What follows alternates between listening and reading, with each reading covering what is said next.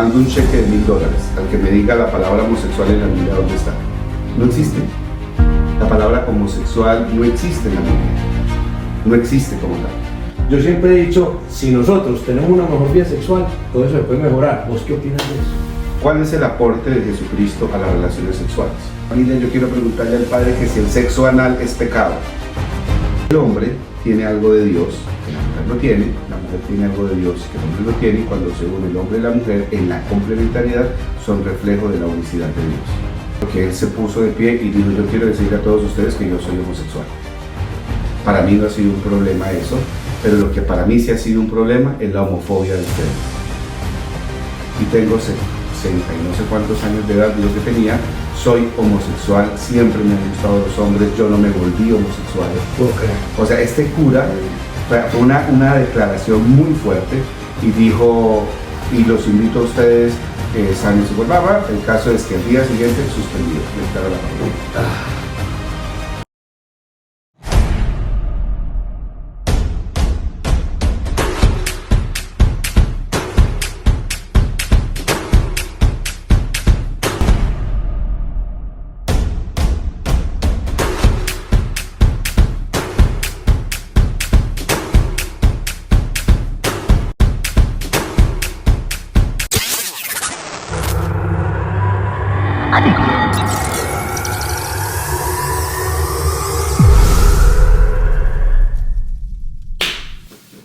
Muy buenas noches, bienvenido a tu programa preferido Access, donde rompemos las cadenas del tabú en cuanto al tema de la sexualidad. En la noche de hoy tenemos un invitado muy especial, tenemos a Padre Hubert Cajica. Catica.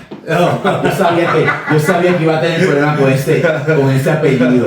Yo le dije a usted, yo lo presento. Ahí yo. Vea, que conste todos los que nos ven que él es cabecidurito. Queremos presentar al padre Hubert Cajica. Yo lo digo porque soy colombiano, entonces a mí me sale más fácil, ¿cierto? Sí. El padre Hubert, yo les voy a contar a todos. Yo esperaba a alguien que me han referido muchísimo, grandes amigos, me habían hablado súper bien del padre Hubert, mejor dicho, me han dado súper referencias hace muy buen tiempo. Y bueno, yo estaba esperando al padre Hubert, pero no me imaginé encontrarme al padre Hubert. ¿Qué quiere decir? Que yo lo sigo en redes sociales, me encanta lo que habla, me encanta sus posturas, y bueno, qué placer tenerte aquí, padre. Es de verdad un privilegio tenerte y qué rico que compartas con otro este espacio. A ustedes, bienvenido. muchas gracias. De verdad, para mí es una oportunidad linda, una bendición poder hablar hoy sin tabú, sin tapujos, con mucho cariño, con mucho amor, pero especialmente para brindarle a las personas una experiencia de verdad. Ahí en Biblia dice, la verdad los hará libres. Cuando nosotros usamos la verdad con amor, se rompen muchas cadenas. Y hablarlo con respeto para que la comunidad se sienta atacada por un tema que les puede incomodar. Claro. Pero muy importante, antes que nada, William Galeano, buenas noches, aquí en Master Sex. Parte de este rompecabezas, Él me dice de este experimento. me dice, a veces nunca me saluda, pero bueno, súper bien, felices, como te dije, Juan. Y bueno, para entrar en materia, padre, algo muy importante y digamos que es nuestra bandera, y es que nosotros en este video podcast siempre hemos hablado de educación sexual sin tabú y abiertamente, porque nuestro propósito es que las personas entiendan que si hay una buena vida sexual, hay un bienestar sexual, pues obviamente todo va a fluir bien, fluye bien nuestro trabajo, fluye bien nuestra vida matrimonial, fluye bien nuestra vida, digamos, la relación con nuestros hijos, fluye bien la relación con los amigos. ¿Por qué digo esto? Es una conferencia donde, por ejemplo, hablo de que si tú estás bien sexualmente, tú puedes ser mejor empleado, produces más, eres más productivo a nivel laboral. Estás más contento. ¿Sí? Claro, ¿por qué? Porque vas a estar concentrado. Si tú tienes relaciones sexuales con tu pareja antes de irte a trabajar, entonces no vas a tener la necesidad de ir a dañarle la vida a otro que quizás es casada, o casado, a empezar a perder tiempo de trabajo, ya no estás concentrado porque obviamente hay que empezar a generar conquista, ya empiezas a dañar quizás una familia, un hogar, o quizás hasta la amistad porque puede ser la pareja de tu amigo. De todo este cuento, yo siempre he dicho, si nosotros tenemos una mejor vida sexual, todo eso se puede mejorar. ¿Vos qué opinas de eso? Bueno, Juan y William, yo quiero compartir una experiencia para contestar la pregunta. Sí. Cuando estaba en Colombia, yo pertenezco a la Arquidiócesis de Bucaramanga y era el delegado de Pastoral Familiar por muchos años. Y teníamos un programa de radio, en Radio Metropolitana, 1405, algo así. Y era un programa los miércoles y invitábamos siempre a alguien especial. Ese día invitamos a una abogada especializada en los procesos de divorcio que eran muy focalizados en temas de sexo. Y las personas que oían el programa llamaban y era en vivo, entonces las llamadas eran en vivo y estábamos hablando de sexo. Y una señora, ay Dios mío, Señor Padre Celestial, estoy hablando de hace algunos años. La señora dice, ay, aprovechando que el padre es psicólogo y que el padre es el de familia, yo quiero preguntarle al padre que si el sexo anal es pecado. Todos quedamos como, porque era en vivo. Claro. Entonces, que le pregunten directamente al padre, padre, ¿el sexo anal es pecado? Entonces, ¿qué pasó con su mente? Yo quedé como un choque eléctrico, como que pum, reaccione. Entonces, automáticamente se me vino a la mente una cita bíblica y toda la parte de la dignidad humana. Y entonces le contesté a la señora, le dije, mire señora, hay una cosa que se llama el derecho natural. Y la Iglesia Católica se fundamenta no en la Biblia, no se asusten, pero la Iglesia Católica no se fundamenta en ciertos aspectos, no en la Biblia, se basa en el derecho natural. Y voy a decirle algo para que usted sea la que se responda a sí misma. Le dije, si la nariz, si la fosa nasal dilatara, por ahí lo metían también. ¿Claro? Y así quedó. Todos nos empezamos a reír y el caso es que se acaba el programa, suena el teléfono y el obispo. Ay. Entonces el obispo me dice, ¿a usted qué le pasa? Y yo asustado, o sea, si la llamaba la señora me asustó, Llamaba el jefe. Y me dice, ¿usted qué le pasa? Y yo, monseñor, buenos días, contésteme señora, ¿a usted qué le pasa? Y yo, sí, monseñor, ¿a qué se refiere? ¿A usted cómo se le ocurre decir que lo metan por la nariz? Entonces yo le dije, monseñor, yo nunca dije que lo metieran por ahí. Claro, si se dilata la fosa nasal, por ahí lo mete, pero no era que se metiera por ahí, un ejemplo, ¿no? Era el ejemplo, o sea, la respuesta claro. La tiene cada uno, es decir, hablando del derecho natural del mundo corpóreo. Entonces sí es muy importante hablar de lo que es las relaciones sexuales, de la función de la sexualidad. Y lo otro, al menos en el cristianismo como tal, no solo la Iglesia Católica. Y aquí hago una paréntesis, el cristianismo es la religión, sí. Y dentro de esa religión que se llama cristianismo están los diferentes grupos. Claro. El evangélico, el adventista, el luterano, el anglicano, estamos los católicos ahí metidos. Entonces, para la mayoría de los cristianos hay una mala concepción del ejercicio de la sexualidad. Total. Y hay que entenderlo desde la perspectiva de Jesús. Una cosa es las relaciones sexuales antes de Jesús. Y otra cosa son las relaciones sexuales después de Jesús. Entonces hay una pregunta que todos los que creemos en Cristo tenemos que saber responder. ¿Cuál es el aporte de Jesucristo a las relaciones sexuales? Y dice, ¿cómo si Jesús aportó algo a las relaciones sexuales? Claro, porque fue el que cambió el sentido total. Antes de Jesús, o sea, todo el Antiguo Testamento, que es el judaísmo, sí. La función única de la sexualidad era la reproducción sexual. Ajá. No había otra. No existe el placer. Pues, no era avalada, digámoslo La así. función única es que usted y yo tenemos relaciones sexuales para procrear hijos y ojalá varones. Porque, recordemos, el pueblo de Israel del Antiguo Testamento es un pueblo bélico, con un sentido egocéntrico bastante amplio, porque somos los elegidos de Dios y vamos a pelear contra el mundo y necesitamos soldados para la guerra. Entonces, de ahí es donde viene ese concepto machista de que es mejor tener hijos varones que mujeres. Porque un hijo varón es un trabajador más, un hijo varón es un soldado más, y entre más varones tengamos, más fuerza de combate tenemos. Entonces, por eso, por ejemplo, Ismael, que es el hijo de la sierva, el hijo de la esclava, sí. No es el hijo de la promesa. Entonces, porque como este pobre señor no podía tener hijos, porque su esposa era estéril, la acuéstese con la empleada, Sí. para poder tener hijos. Entonces, ese es el concepto del Antiguo Testamento. Aparece Jesús y dice que ya la razón de ser del matrimonio no son los hijos. Pero, ¿cómo así? O sea, usted y yo nos casamos no para tener hijos, no. Cambia el concepto del matrimonio, cambia el concepto de la sexualidad. Es una revolución fuerte. Y es lo que muchos de nosotros no queremos entender. La razón de ser de que tú y yo estemos juntos ya no es tener hijos. Entonces, ¿cuál es? Que yo me sienta feliz, que tú te sientas feliz y que tú y yo, de forma recíproca, busquemos la mutua felicidad. ¿Y habla de del género o no? No habla del género. Uh-huh. Entonces cambia el concepto de lo que significa el amor. Por ejemplo, si ustedes buscan, y de verdad, yo me atrevo a decir, mando un cheque de $1,000 al que me diga la palabra homosexual en la Biblia, ¿dónde está? No existe. La palabra homosexual no existe en la Biblia. No existe como tal. Entonces simplemente las traducciones que se fueron haciendo gradualmente con los años, mezcladas de ignorancia, de odio, evidentemente pusieron la palabra homosexual. Pero en los textos originales no aparece. No existe. ¿Y de qué tiempo acá aparece la palabra homosexual? A partir de aproximadamente del siglo XIV, 1300. Entonces, lo que sí dice es que sí existe. Esos son los tiempos de adquisición. Ajá. Uh-huh. Y entonces, ¿qué pasa? Por ejemplo, en los eunucos. Y Jesús lo dice. O sea, para mí es revolucionario en muchos aspectos de la vida, y hablando exclusivamente de la sexualidad de Jesús. Jesús dice, hay eunucos que nacen eunucos. Uh-huh. Él no usa la palabra homosexual, eunucos. ¿Qué es un eunuco? Una persona que es incapaz de la reproducción sexual. Hay eunucos que los vuelven eunucos, que eran a los que castraban, le cortaban los testículos para que cuidaran a las reinas, a la nobleza. Entonces él dice, pero ni los unos ni los otros, todos estamos llamados a vivir el amor de Dios. Y ya.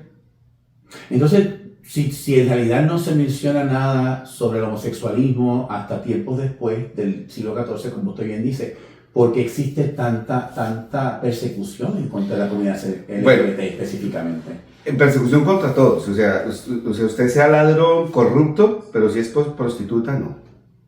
Pero si usted es prostituta, pero finge pureza de castidad y corazón puro, puede seguir adelante. Es decir, hay un contexto muy importante. Una doble moral ahí. Una doble moral. O un comportamiento específico. Es decir, este es tremendo. ¿Cuándo sucede todo esto?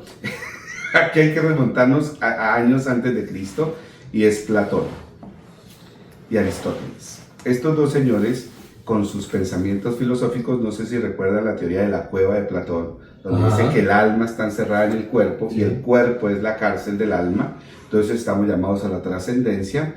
Pues resulta que hay dos señores muy importantes de la Iglesia Católica, está hablando del catolicismo. Sí. Uno se llama San Agustín. San Agustín era un hombre felizmente explorador de la vida afectiva y sexual. A nosotros da miedo hablar de eso. Uh-huh. Hay mucho tabú detrás de eso. En la antigüedad existía la promiscuidad sexual, y aunque no se definía bisexual, pansexual, no binario, eso no existía, esos son términos muy modernos, pero sí había demasiada pansexualidad en la antigüedad. Entonces yo no era bisexual, simplemente tenía a mi esposa, pero tenía relaciones sexuales con hombres, pero no estaba definido. El problema del mundo moderno es que todo lo queremos etiquetar. Claro. En esa época no se etiquetaba nada. Entonces era normal que yo me casaba con mi esposa para tener hijos, y los teníamos, pero realmente a mí me gustaban los hombres. Entonces en mi vida privada, familiar, yo tenía 2, 3 amantes. Bueno, Alexander se consideraba una persona bisexual también, pero eso viene mucho de los tiempos más atrás. Entonces, ¿qué pasa? Viene San Agustín, que es del siglo IV, y retoma toda esa filosofía platónica y aristotélica, y empieza a clasificar, a etiquetar y a rotular, y ahí es donde empieza el problema como tal. Segundo, Constantino declara el cristianismo, que todavía no se llama catolicismo, el cristianismo religión del Estado. Donde se escoge el consorcio que escoge los libros que van a ir al Nuevo Testamento. Entonces se mezcla todo, entonces se mezcla la filosofía platónica, aristotélica, se mezcla el mundo político romano, y surge la Sagrada Madre Iglesia Católica, que yo amo y quiero, con todos los defectos que tiene, pero esa es la verdad. Entonces de ahí, ¿qué pasa?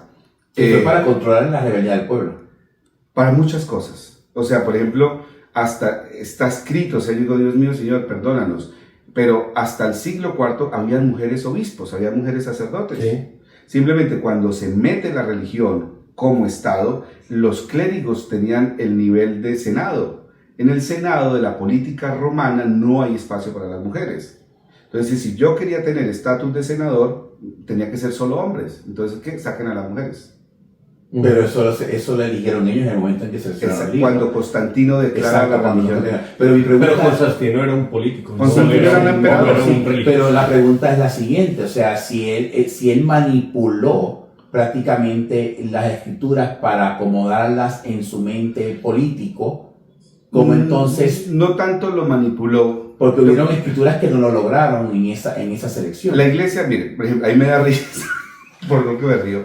Los cristianos no católicos atacan a los cristianos católicos con la Biblia, Sí. pero lo que no saben que son los católicos los que montaron la Biblia. Ah, Fue la iglesia católica la que definió cuáles sí y cuáles no tenían. O sea, la Biblia, como la conocemos hoy en día, fue creada por la iglesia católica. ya.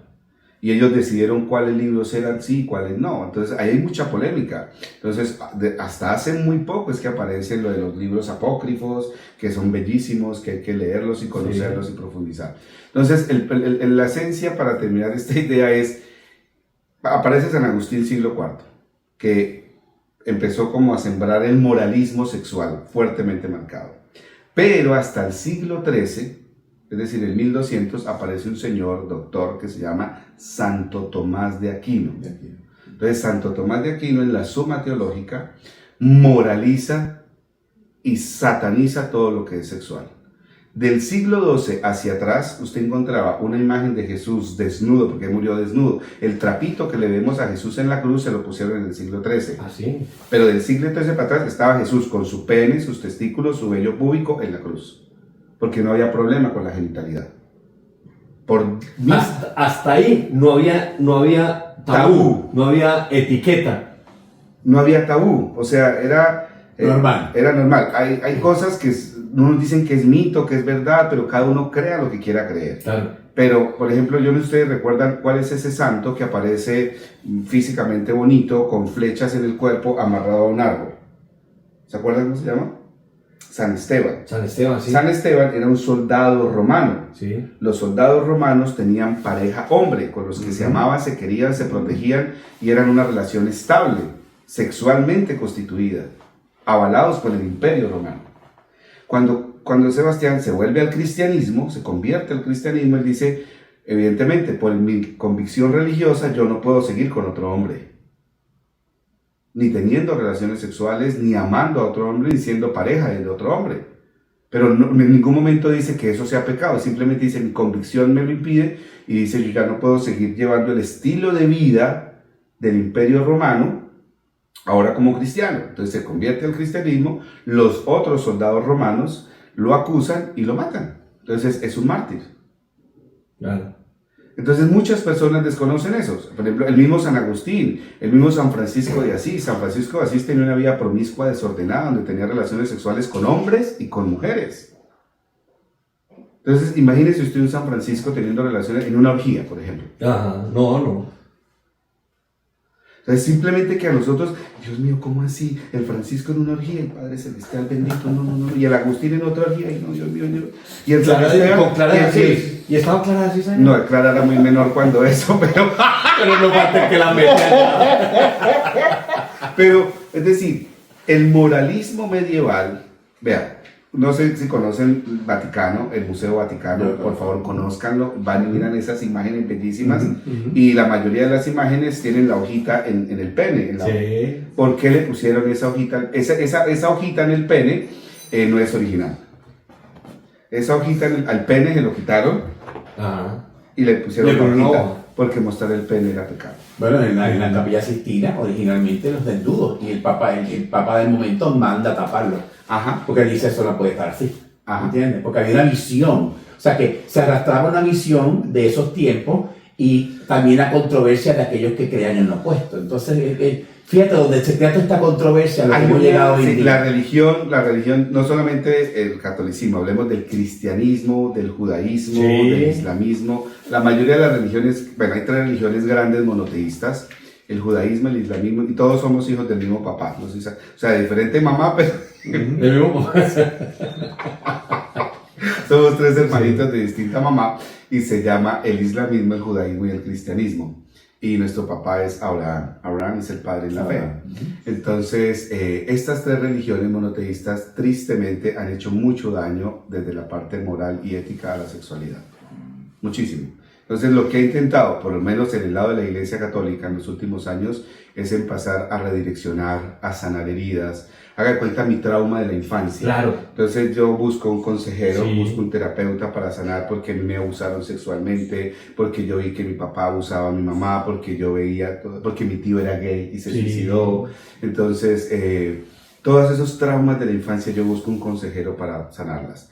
Yo siento que hoy en día la iglesia está intentando. Lo que pasa es que no es fácil porque son 2000 años de historia. Sí. Entonces, por ejemplo, hay un documento que quiero compartirles y se llama, es algo muy lindo, se llama Declaración del Dicasterio de la Doctrina de la Fe, Dignitas Infinita, sobre la dignidad humana. Eso salió este año, en agosto, en julio del 2024, y es un documento oficial de la Iglesia sobre la dignidad humana. Y habla específicamente de las personas de la comunidad LGTBQ. Entonces, ¿qué pasa? A nosotros eso no nos muestra. Y de verdad yo les pregunto, busquen a sus líderes Ese religiosos. documento no es para cualquiera, ¿sí? No, eso es público. Es público. Y la tarea de los... Vean, la empresa con los peores mensajeros que existe en el mundo de la Iglesia Católica. Porque los mensajeros somos los curas. Claro. Entonces, eso lo escribió el Papa, lo firmó Sí. el Papa y le dijo a los curas, vea, señor cura, vaya, léale eso a la gente.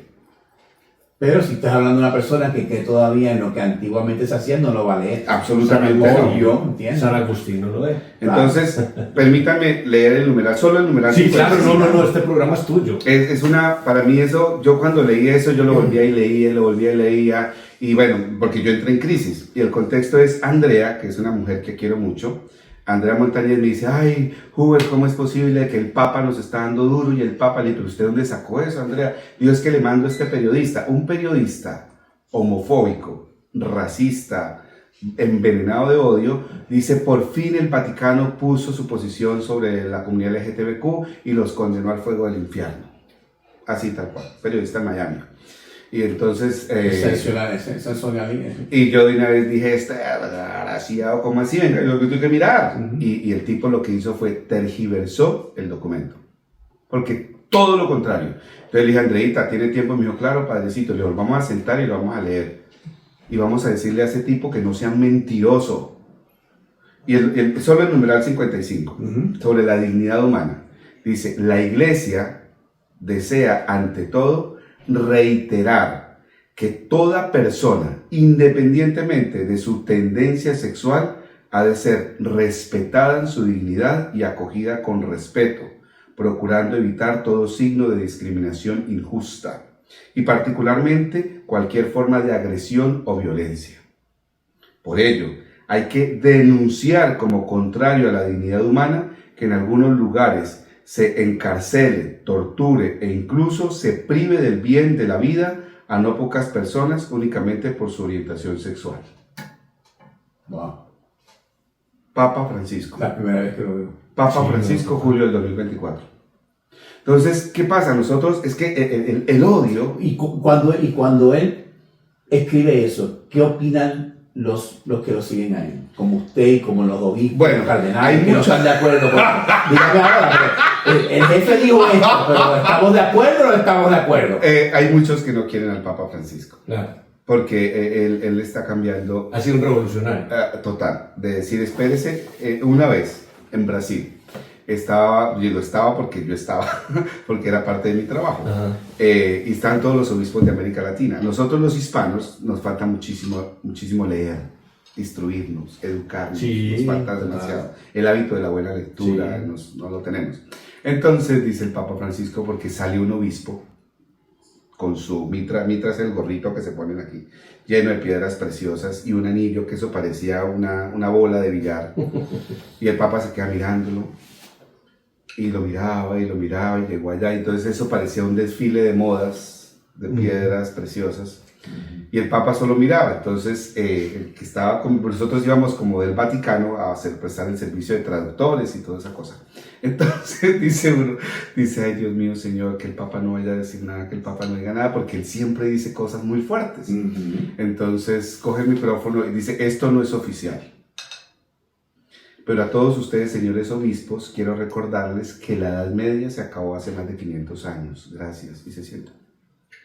O sea, Guarda las piedritas, viejo. Entonces, Guarda las piedritas, guarda el anillo. Trágame tierra.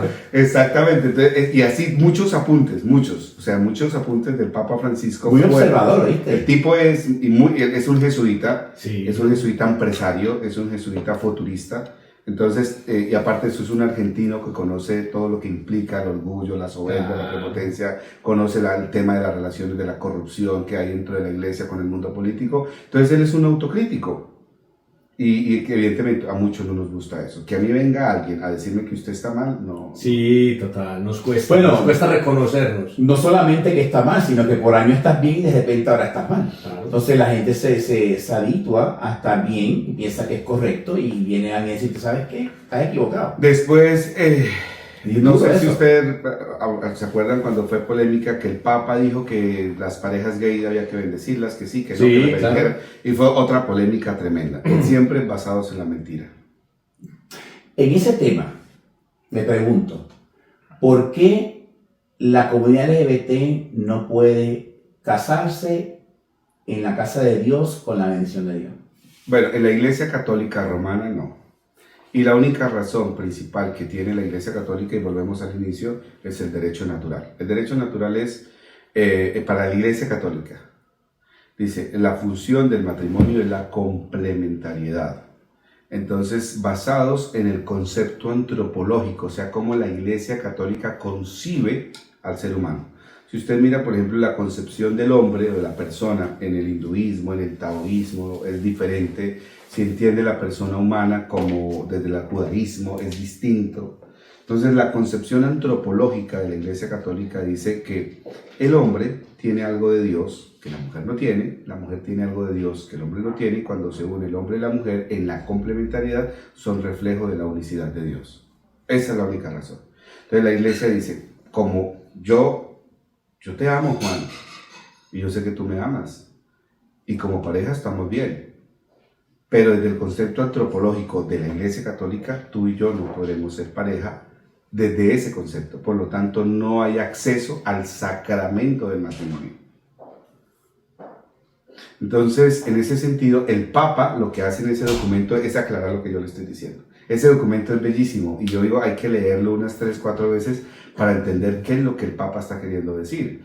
Entonces dice, y le dice a algunos, dicen, no engañen a las personas. Y dicen, especialmente muchos sacerdotes van con Huber y Juan, le dan $3 acá a este cura corrupto, y el cura corrupto a escondidas va a hacer una misa y los bendice. O sea, lo que hace el Papa es denunciar a ciertos ministros que con mentiras y con engaños no dicen lo que tienen que decir. Claro. Pero si el Papa a través de esa lectura acepta y les da el derecho del respeto a la comunidad LGBT, ¿por qué entonces no hay un cambio en que se puedan casar bajo la iglesia? Porque esa es la base, el presupuesto es este, y es lo que dice el Papa, un hombre con otro hombre nunca, jamás, nunca podrán celebrar el sacramento del matrimonio. Nunca. Pero lo que, el cambio, el plus, lo revolucionario es una pregunta muy válida, y el Papa lo dice. Dice, ¿William y Huber se pueden amar, sí o no? Huber y William, que se aman y son pareja y biológicamente son hombres, ante Dios ¿son o no son familia? Sí. ¿Por qué no? Eso mismo dice el Papa. Dice, solo que Huber y Y William, pueden tener hijos también ustedes. solo que adoptados. Huber y William no pueden celebrar el sacramento del matrimonio, pero no porque no lo pueden hacer, porque no es un capricho del Papa. O sea, el fundamento es el derecho natural.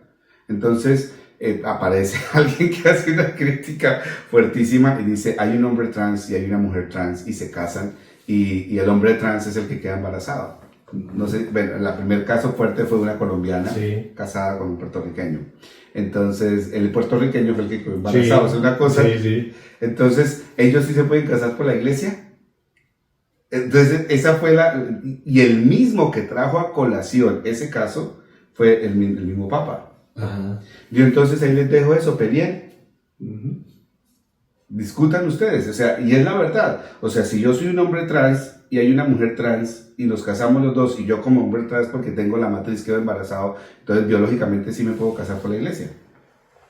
¿Y ahí qué? ¿Qué pasa ahí? Por eso, o sea, es eso. Es Ahí decir, se podría. o sea, Porque por el legítimo, claro. está cumpliendo los requisitos Sí, del claro, derecho natural. claro. Biológicamente un hombre, biológicamente una mujer, solo que el uno es trans, los dos somos trans. Entonces, es entender a ir al profundo de las cosas. Y lo otro es, esto es exclusivamente para las personas que tienen fe, que eso es lo que el Papa reclamó fuertemente. Dijo, ustedes no pueden engañar a la gente cuando esto es de fe. Cuando una persona es educada en la fe, formada en la fe, va a entender las cosas, pero ustedes no pueden abusar del no conocimiento de las personas. Es como una denuncia. ¿Y este derecho natural en qué momento se implementa? O sea, porque todo en la vida evoluciona, el ser humano ha evolucionado de los tiempos históricos, prehistóricos, y ha evolucionado lo que hoy en día es. O sea, hemos avanzado y hemos cambiado. Hoy en día tenemos tecnología avanzada de hasta inteligencia artificial. Por ejemplo, este derecho nace, pero ¿en qué momento se empieza a cambiar y a evolucionar? El derecho natural, en caso concreto de la vida matrimonial, se hace específico y concreto a partir del siglo IV, cuando empiezan los concilios a discutir estos temas. Sobrevivimos tiempo con esto. O sea, nosotros llevamos peleando 1600 años. Y no se ha cambiado. Y no se va a cambiar, y al menos dentro de la Iglesia Católica no se va a cambiar. O sea, que arrastramos algo que de repente viene. Y pasarán muchos años donde no se podrá hacer. Exactamente, no, y es así, pero vuelvo y digo, es decir, pero el presupuesto es la fe. Pero lo importante es hasta qué punto la fe que yo digo tener me ayuda a mí a ser mejor persona. Porque usted puede ser heterosexual, casado, y va a misa y reza, pero como persona usted es un adicto a la pornografía, usted maltrata a las otras personas, usted es un mal jefe, usted es un injusto y no paga salarios. Usted difama a las demás personas, usted maltrata o yo puedo ser casto y célibe, es más, hasta en mi vida me he tocado el pene y cuando me lo toco es con ropa interior como se hacía antiguamente. El clérigo tenía que bañarse con la oscuridad, con ropa de baño y no podía mirarse el pene, eso era pecado. Y estoy hablando hasta hace poco, hasta 1970. Hay una película clásico que es como Agua para Chocolate. Sí. Y ahí aparece que los recién casados, como el sexo era solo para tener hijos, una de las madrinas tenía que regalarle la cobija, que tenía el huequito en la mitad, donde la esposa se ponía la cobija y el esposo la penetraba solo para tener hijos. Pero él iba y satisfacía su instinto sexual con los prostitutas, con las empleadas o lo que fuera. Pero porque vivimos en una religión X con limitantes. O sea, ¿por qué tenemos que poner un límite a lo que podemos hacer o no debemos de hacer? Cuando todo es basado en fe y amor. El problema de los límites es cuando yo dogmatizo mi forma privada de pensar las cosas. O sea, yo lo que creo, lo que pienso, lo que siento, lo impongo a los demás. Ese ha sido el problema de muchos años. Y ha sido la discusión. En la Iglesia Católica existen los concilios. Los concilios es donde se sientan las autoridades a hablar y a discutir y a colocar el tema sobre la mesa. Por ejemplo, el celibato. El celibato de los curas, ser célibe es no ser casado. Y mucha gente dice, la Iglesia debería dejar casar a los curas para acabar la pedofilia. Espera un momentico, ¿quién le dijo a usted que el matrimonio era el remedio para acabar una enfermedad? Claro, ¿no? Pero también porque le estamos poniendo limitante a una persona que es un ser humano. Y son cosas diferentes. O sea, entonces, usted puede tener sexo, ¿por qué no? Entonces la pregunta es... Basado en amor, y una cosa es el celibato y otra... El celibato es no casado. Claro, no significa que no tenga sexo. ¿Qué? No, casado es Exacto. no tener una relación estable. Exacto. Ese es el celibato. La castidad sí es el no tener relaciones sexuales. Son dos ¿Pero cosas. por qué? Porque no cambia eso. Entonces, exactamente. Entonces, ¿cuándo se volvió eso una ley? Porque hasta cierto año eso no existía. Eran hombres casados. Por ejemplo, antiguamente, ¿quiénes elegían a los obispos? Entonces conocemos a Juan, un tipo buenísimo, lleno de virtudes, lleno de cualidades, un tipo líder, sensible socialmente, le aporta a la comunidad su conocimiento, su experiencia, su habilidad. Entonces todos alzábamos la mano y decíamos, este sirve de cura. Después toda la comunidad decía, este cura lo deberíamos volver obispo. Entonces era la comunidad que lo nombraba obispo. Así nombraron obispo a San Agustín y a muchos. Entonces, ¿qué pasa? Con el pasar de los años, nosotros nos volvimos tan burócratas que empezamos a colocarle puntos y puntos y puntos, claro, y puntos hasta que nos tiramos todo. Entonces, evidentemente, el celibato en Occidente, estoy hablando de Roma hacia acá, se impuso porque evidentemente en la Edad Media, los feudales y todo este tema de cosas, ser cura era un privilegio. Entonces muchos se hacían curas y bastaba con que usted se supiera de memoria la forma de consagrar el pan y el vino. ajá. Con que usted se supiera eso de memoria, ya era cura, lo nombraba, lo ordenaba el sacerdote. Entonces muchas personas sin carisma, sin vocación, se hacían sacerdotes. Entonces los obispos decidieron, no, vamos a poner el celibato, y se impuso el celibato. Pero lo que mucha gente no sabe es que dentro de la Iglesia Católica hay algunos grupos que no tienen el celibato. Por ejemplo, usted va a Oriente, va a Rumania, va a Ucrania, va a Polonia, va a Grecia, y hay parte de la Iglesia Católica son hombres casados que son sacerdotes. Por eso cuando se separa Enrique VIII de la Iglesia Católica y crea el anglicanismo, él decide que los hombres casados pueden ser sacerdotes y que inclusive los que ya son sacerdotes se pueden casar. Entonces, pero sí hay mucho tabú en esos temas del ejercicio de la sexualidad, de las relaciones sexuales, de la función de la sexualidad, del Y si mundo eso solo tiene corpóreo. vinculación homosexual, ¿por qué lo prohíben también? No, y es lo otro, o sea, por ejemplo, uno que revolucionó el tema de la homosexualidad en la Iglesia Católica fue el Papa Benedicto XVI. Cuando él dice, en otro documento, dice, mire, si el joven reconoce su homosexualidad, pero nosotros como autoridad descubrimos que sí hay una predisposición a una vida religiosa, consagrada, bla, bla, bla, bla, puede llegar a vivir su sacerdocio en plenitud. Y de hecho, en estos días, aquí en Estados Unidos y aquí en la Florida, un sacerdote católico romano, el obispo lo suspendió y le quitó la parroquia porque él se puso de pie y dijo, yo quiero decirle a todos ustedes que yo soy homosexual. Y en conciencia les confieso, nunca en mi vida he tenido relaciones sexuales con nadie, nunca me han hecho falta, para mí no ha sido un problema eso, pero lo que para mí sí ha sido un problema es la homofobia de ustedes.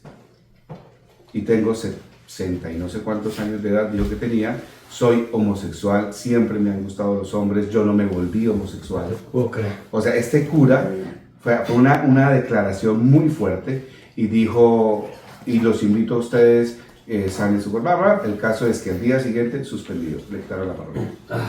Entonces, precisamente porque es nuestra doble moral, precisamente porque no es tu puritanismo, nuestro fariseísmo. Hay un sacerdote que ha hecho, que es también muy viral, que es Adam Cotas, que también ha contado su historia y de pronto es algo como similar a este tema. El problema, bueno, yo aquí hablo en defensa de la Iglesia Católica. Si yo no estoy a gusto en una institución, me salgo de la institución. Claro. Pero sin hacerme la víctima y sin atacar a la institución. Obvio. Por ejemplo, yo soy sacerdote católico. Si en algún momento yo digo, no estoy de acuerdo con la Iglesia Católica, me paso para... Mire lo que hizo el padre Alberto Coutier, el padre este famoso de Miami. Él tenía a su amiga, que después hoy actualmente es su esposa, estaban en la playa, él le toca la nalga, le toman la foto porque él era un bestseller, o es un bestseller, le toca la nalga a la novia y una vez entonces el escándalo, el que dice, lo siento mucho, me salgo de la Iglesia Católica, mi vocación no la voy a perder, mi sacerdocio tampoco, me voy para la Iglesia Episcopal y hoy en día es un sacerdote digno, un ministerio bellísimo con su esposa y sigo tocando la nalga a mi esposo. Y sigo tocando la nalga a mi esposa. Claro. Entonces, por ejemplo, en la Iglesia Episcopal, en la mayoría de las partes de Estados Unidos, se acepta la comunidad homosexual. Entonces hay sacerdotes homosexuales con su esposo. Y esto es en Chicago, una experiencia con mi mamá. La Iglesia Episcopal se parece mucho a la Iglesia Católica. Entonces mi mamá vive en el downtown de Chicago, en la parroquia que está cruzando la calle, se llama La Anunciación. Entonces está la imagen del Sagrado Corazón, la parroquia la administran las hermanitas de Santa Ana. Entonces, bueno, mi mamá llegó hace muchos años a Chicago. Cuando yo llegué a visitarla, mi mamá dijo, ay, mi hijo, vamos a misa. Entonces nos fuimos para misa y llegamos una hora antes, rezamos el rosario. Y yo, mamá, esto no es católico. ¿Cómo que no? Si aquí están las hermanitas de Santa Ana. Mamá, esto no es católico. ¿Cómo que no? Si estamos rezando el rosario. Y yo, bueno, sí. Entonces, no, bueno. Explíquele a mi mamá que eso no era católico. No, ya no entendía. Yo dije, pero se la voy a hacer. Entonces me metí, empecé a averiguar. El párroco de ahí vive ahí con su esposo. Entonces, y el obispo de esa diócesis es una mujer. Y de la comunidad afro. Entonces, eran confirmaciones y yo le dije, mamá, vamos tal día, tal misa. Le dije, pero no es domingo. Le dije, pero vamos, mamá. Entonces llegamos a la misa y salen mujeres revestidas de sacerdotes. Mi mamá, ¿qué hacen esas viejas vestidas de padre? Dios mío, ahora sí el mundo se va a acabar.